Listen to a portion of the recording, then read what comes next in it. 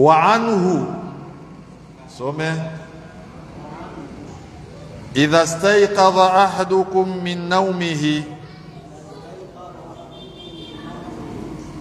fala yaghmisu yadahu fil ina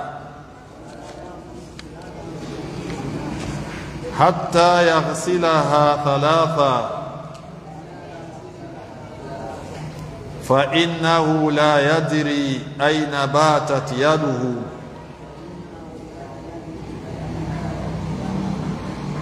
Muttafaqun alayhi wa hadha lafdhu Muslim.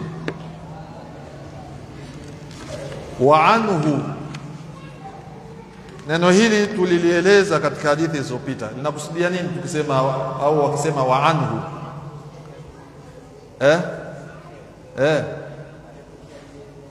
Aliyopokea ni yeye hadithi iliyopita, ambaye ni nani?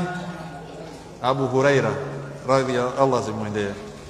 Wa anhu, na kutoka kwake yeye Abu Huraira imekuja kwamba Mtume amesema, idha istayqadha ahadukum, anapoamka mmoja wenu, min naumihi, kutoka usingizini mwake, fala yaghmisu yadahu, asizamishe mkono wake, fil inai, kwenye chombo cha maji, asizamishe mkono wake kwenye chombo hatta yaghsilaha thalathan, mpaka aoshe mkono wake mara 3 pembeni. Fa innahu, hakika ya yeye, la yadri, hajui, aina batat yaduhu, ulipitiwaje na usiku mkono wake, au ulilala wapi mkono wake. Kwa sababu mtu anapolala anakuwa kana kwamba amekufa, hajui. Kwa hiyo mikono inawezekana inalala sehemu za najisi, mtu hajui. Kwa hiyo katika kulinda afya na kulinda usafi wa maji yasinajisike, basi mtu asitoke kulala tu akaingiza jikono lake kwenye chombo cha maji. Osha kwanza mara 3 mkono wako pembeni, alafu kama waweza kuingiza mkono kwenye chombo cha maji, ingiza. Kwa sababu Mtume anasema sababu ya hiyo nini? Fa innahu la yadri, yeye hawezi kujua, aina batat yaduhu, ni sehemu gani umelala mkono wake wakati yeye mwenyewe amelala. Imeleka hadithi imeleka. Kwa hiyo hadithi hii wameipokea Bukhari na Muslim, wa hadha lafdhu Muslim, na hii ni lafdhi ya Imam Muslim. Hadha alhadith yadullu ala wujubi ghasli yad, hadithi hii inajulisha wajibu wa kuosha mkono kabla ghasliha fil ina, kabla ya kuuzamisha kwenye chombo, iwe kumeoshwa mkono huo.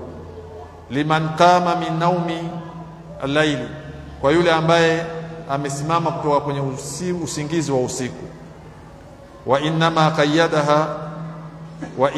qayyadna an-nawma bil-layl, hakika tumeifungamanisha na usingizi wa usiku, biqarinati qawlihi batat, kwa neno lilokuja katika fi'li batat, kwa sababu batat ni usingizi wa usiku.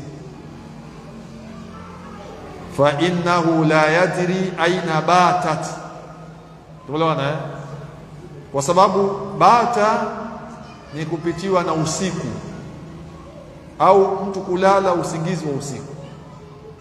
Na kuna nama ni ni usingizi wa mchana, wa usiku ni nama, amelala.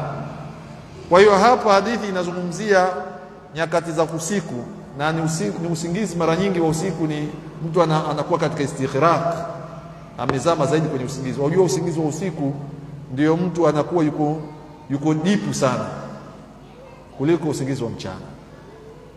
Kwanza mtu analala kwa masaa mengi kuliko usingizi wa mchana. Mchana mtu akipata cha dakika 10, nusu saa, ni saa moja, anaona kalala sana. Lakini usiku mtu analala hata masaa 4, zaidi ya 4. Kwa hiyo usingizi ule mtu anakuwa yuko mbali zaidi, na ndio maana imekuja kwa fi'li bata. Kwa hiyo anasema tumeifungamanisha usingizi huo na usiku, kwa sababu ndivyo ilivyokuja katika ripoti. Neno bata inakusudiwa usingizi wa usiku. Waqad warada bilafdhin idha qama ahadukum min al-layl, imekuja katika lafdhi nyingine maana hiyo hiyo kwamba anaposimama mmoja wenu kuamka katika usiku. Nawe hii imekuja katika Sunan Abi Daud wa Sunan Tirmidhi min wajhi akhar sahih, imekuja katika njia nyingine inakuwa ni sahihi. Tunafaidika nini na hadithi hii? Awalan, la kwanza, wujubu ghasli al-yadi qabla ghamsiha fil ina. Tunajifunza na tunafaidika wajibu wa kuosha mkono kabla ya kuingiza katika chombo. Faida ya pili, anna qalila najasa idha warada ala qalili alma najasahu, najisi ndogo inapoingia katika maji machache, basi najisi ndogo hiyo unajisi hayo maji machache. Hata najisi iwe ndogo ikiingia kwenye maji machache, tukizungumzia maji machache tunakusudia maji gani? Ambayo hajafika kulateni, basi najisi hiyo uinajisi au ya najisi yale maji machache. Wa illam yataghayyar alma, hata ikiwa yale maji hajaharibika zile sifa zake tatu, madamu una uhakika najisi imeingia, basi maji yale yatakuwa yamenajisika.